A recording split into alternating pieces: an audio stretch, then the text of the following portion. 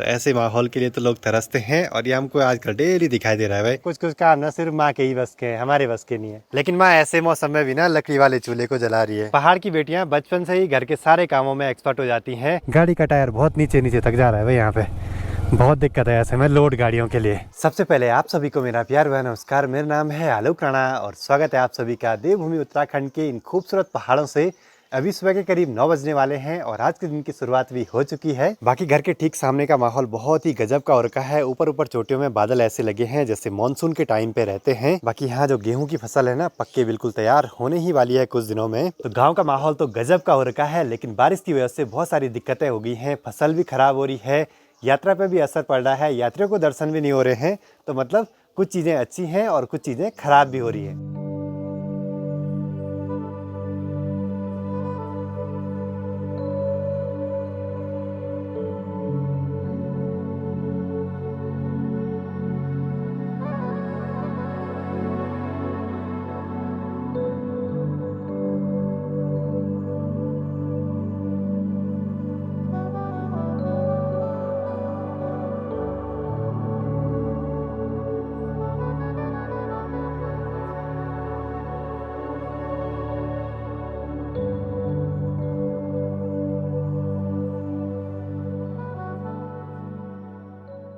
कुछ लोगों के कमेंट्स आते हैं कि क्या पहाड़ों में सिर्फ महिलाएं ही काम करती हैं घर का, घास काटने का? तो जी नहीं, जेंट्स भी काम करते हैं।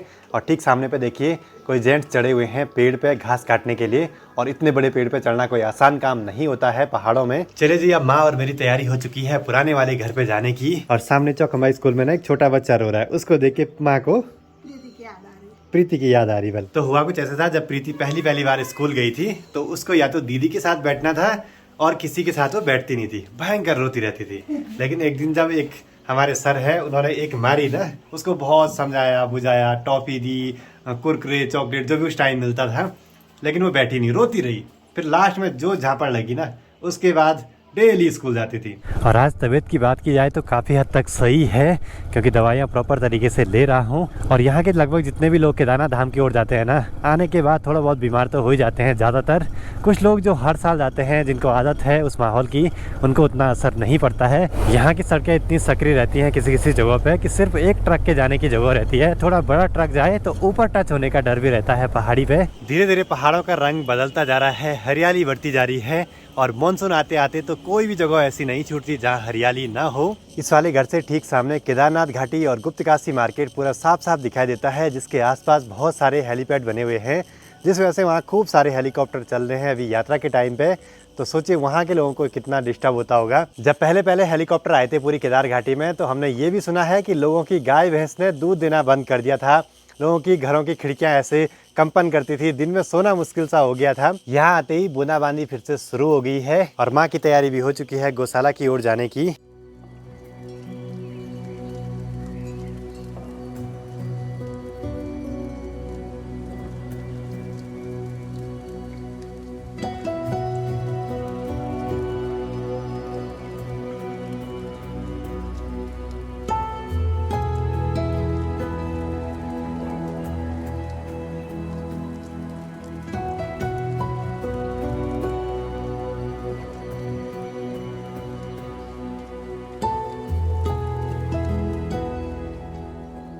मैंने बोला था ना कि कुछ जानवर सूखी घास कम खाते हैं, तो जो सूखी घास कल ले आए थे हम, वो नहीं खाई हमारी गाय ने। और आंचल भी आ चुकी है घर से पानी वगैरह लेके, एक पतीला सिर में रखा हुआ, एक बाल्टी हाथ में रखी हुई। पहाड़ की बेटियां बचपन से ही घर के सारे कामों में एक्सपर्ट हो जाती हैं।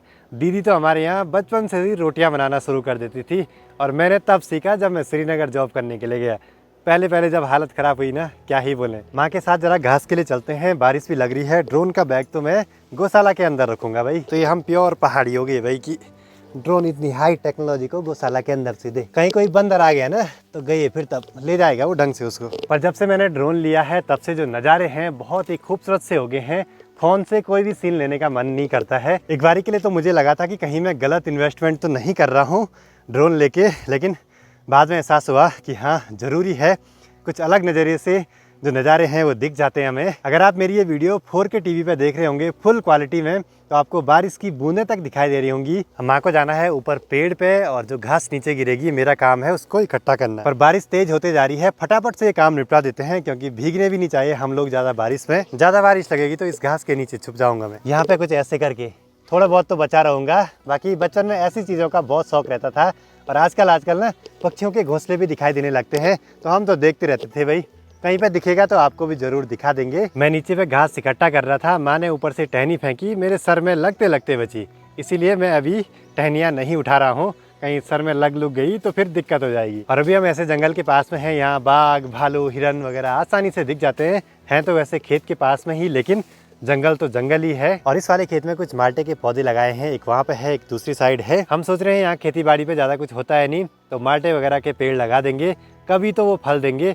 खैर उनको भी नुकसान पहुंचाते हैं, लेकिन उनकी हम प्रोटेक्शन कर सकते हैं आसानी से। पेड़ से घास भी निकाल दी है, अब इसकी पूली बना रहे हैं। और दूर दूर दिखाई दे रहा है ना, जो गाँव की महिलाएं हैं लगी हुई हैं ऐसे हल्की फुल्की बारिश में भी खेतों का काम करने पे, घास ले आने पे। तो बड़ा मुश्किल जीवन है भाई इनका। आज जो हमारा सिराणु था, मतलब जो रस्सी थी, वो घर पे ही रह गई थी, तो ऐसे कुछ चुन्नी पड़ी थी पुरानी, तो इन पे ही घास ले जाएंगे आज। और टिहरी और पौड़ी वालों की तरह, जैसे उनके यहाँ सर में ले जाते हैं ना, पर ये सिर में ना बहुत भयंकर चुभ रहा है भाई, पता नहीं कैसे ले जाते हैं वो लोग। बस 50 मीटर दूर से ही ये वाला भारा सर में ले आया, तो ऐसे लग रहा है गर्दन में जैसा लोड सा पड़ गया हो। सोचे किसी लड़की की शादी अगर यहाँ रुद्रप्रयाग डिस्ट्रिक्ट से टिहरी या पौड़ी डिस्ट्रिक्ट में होती है, तो उसको वहाँ के माहौल में ढलने में कैसा होता होगा। स्टार्टिंग में बड़ी दिक्कत होती होगी। जिस दिन बारिश लग रही हो उस दिन अगर घास वगैरह रखी हुई है पिछले दिन की, तो ज़्यादा दिक्कत नहीं होती है, पर अगर कुछ दिनों तक लगातार बारिश रहे तब बड़ी दिक्कत हो जाती है। तो यहाँ पे बांज और फिलकू का घास है, जो कि अब आज और कल के लिए शायद हो जाएगा। खैर देखते हैं क्या होता है। बाकी मौसम भी 1-2 दिनों तक फिर ऐसा ही है, पता नहीं क्या मौसम रंग बदलते जा रहा है, तो ऐसे में बड़ी दिक्कत होती नहीं। दिक्कत क्या है? बहुत दिक्कत। मैंने एक आदमी काका के जाना है। हमसे जितना हो पाता है हम हेल्प करते हैं, लेकिन कुछ कुछ काम ना सिर्फ माँ के ही बस के हैं, हमारे बस के नहीं है। अगर बहू आ जाती तो सब ठीक। कुल बहू। तो चलिए जी, अब चलते हैं घर की ओर। और यहाँ पे ज़्यादा रुके तो बारिश भी धीरे धीरे बढ़ती जा रही है, और इतनी बारीक बारीक बारिश है ना, लग रहा है कि भीग नहीं रहे हैं, लेकिन जब कपड़ों पे हाथ लगा रहे हैं ना, उसके बाद महसूस हो रहा है कि काफ़ी ज़्यादा भीग चुके हैं। यहाँ पे इस अखरोट का तना इतना मोटा है ना, इसके नीचे बिल्कुल भी बारिश नहीं लग रही है। यहाँ पे बिल्कुल सूखा सूखा सा है। बाकी अगर तेज ओले गिरे तो ऐसी जगहों पे आसानी से रुक सकते हैं। और यहाँ पे वडार भी हैं, जो पत्थरों का जैसे घर टाइप का है, तो इनके अंदर तो बिल्कुल भी पानी नहीं जाता है, जिस वजह से हमने यहाँ पे सूखी घास रखी हुई है, जिससे कि ये सड़े ना।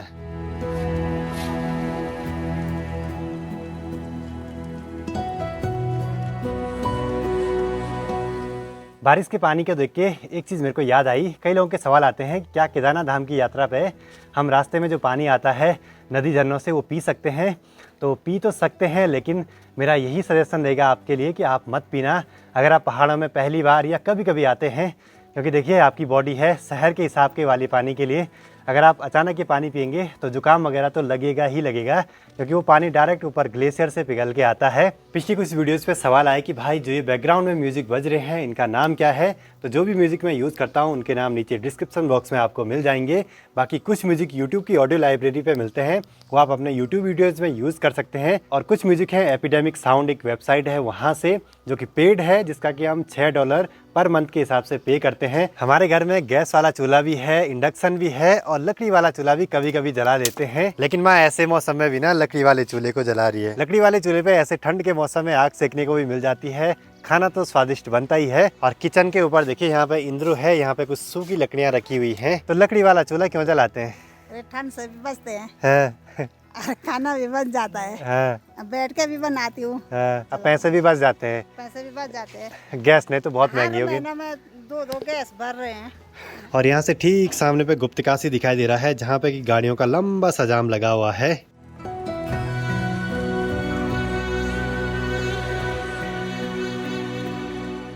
शाम के 5:30 हो रहे हैं और सामने का माहौल देखिए, पूरा कोयड़ू लगा हुआ है और बहुत ही गजब का ये माहौल बना हुआ है अभी।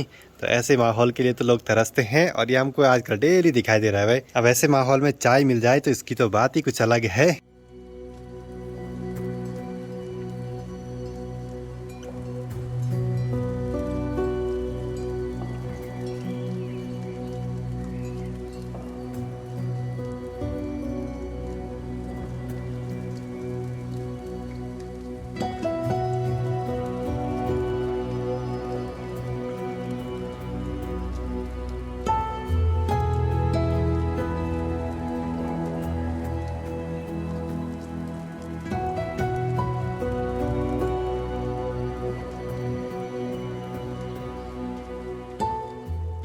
बाकी केदारनाथ घाटी में ना पूरी लगातार गाड़ियां चलते जा रही हैं यात्रियों की। और माँ की नज़र यहाँ से हमेशा लगी रहती है कि कितने यात्री चल रहे, क्या चल रहे। हमको बस बुलाती रहती है बाहर पे कि देखो उधर कितना जाम लगा हुआ है। जाम लगता है सिर्फ गुप्तकाशी के नीचे, जहाँ पे वो सकरी सी जगह है ना, वहाँ पे जाता है। और माँ यात्रियों के लिए कुछ कहना चाहती है, क्या कहना चाहते हैं? अपने लिए टॉर्च हाँ, और बुखार की गोली, हाँ, गर्म पानी पीना।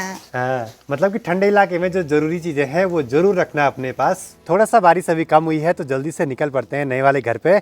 और कभी कभी ऐसा भी हो सकता है ना, हम यहाँ ये सोच के कि यहाँ बारिश कम होगी निकल पड़े, ठीक सामने वाली जो धार है ना उसके पीछे हो सकता है वहाँ ज़्यादा बारिश मिले हमें, या नहीं भी मिल सकती है। चलो जी, माँ आएंगी मेरे साथ, क्योंकि स्कूटी में ना थोड़ा दिक्कत है वहाँ सामने पे। माँ हमेशा बोलते हैं कि मैंने उतरना है, पर यह की कोशिश यही करनी है पैर नीचे रखने की नौबत ना आए, आराम आराम से आगे बढ़ते रहें। और यहाँ तो कुछ ज़्यादा ही हो गया भाई आज। यहाँ पे दिक्कत ये रहती है, आदमी फंस गया गलती से और ऊपर से कोई पत्थर वगैरह गिर गए ना तो फिर दिक्कत रहती है। अरे बाप रे, यहाँ पे तो देखिए कितनी भयंकर हो रखी है रोड। गाड़ी का टायर बहुत नीचे नीचे तक जा रहा है भाई। यहाँ पे बहुत दिक्कत है ऐसे में लोड गाड़ियों के लिए। तो एक बार घर जाने से पहले ज़रा दवाई वगैरह ले लेते हैं, क्योंकि दवाइयाँ हो गई थी ख़त्म। चलिए जी, दवाई भी ले ली है। बाकी ये है हमारे इंटर कॉलेज का गेट, और यहाँ ऊपर भी कुछ बिल्डिंग है, इनमें हमारी साइंस की क्लासेस चलती थी 11th और 12th में। फिजिक्स, केमिस्ट्री, बायोलॉजी यहीं पढ़ते थे हम। अब आजकल यहाँ मनसुरा मार्केट में माहौल बिल्कुल सुनसान सा हो रखा है, गाड़ियाँ भी बहुत कम है। और यही नीचे मनसुरा गाँव में आज शायद शादी का फंक्शन है, मेहंदी वगैरह है। और ऐसे बारिश के मौसम में ना शादी ब्याह में बड़ी दिक्कत हो जाती है भाई। कभी प्रीति की अगर शादी हुई या मेरी शादी हुई, बारिश लगी तो बहुत दिक्कत हो जाती है ऐसे में। करछी चाटी, करछी तो नहीं चाटी, पर मौसम का तो कोई भरोसा नहीं ना। बारिश के दिनों में कुछ भी ज्यादा काम करने को नहीं हो रहा है, और दिखाने के लिए हमारे पास सिर्फ ये पहाड़ों की खूबसूरती बची हुई है, जो कि बारिश के बाद और भी निखर के आ जाती है। तो चलिए जी, आज की वीडियो को यहीं पे क्लोज करते हैं। वीडियो पसंद आए तो इसको लाइक कीजिए, कमेंट कीजिए और अपने दोस्तों के साथ शेयर कीजिए। मैं आलोक राणा मिलता हूँ आपसे अगली नई वीडियो में। तब तक के लिए जय हिंद, जय भारत, जय देवभूमि उत्तराखंड।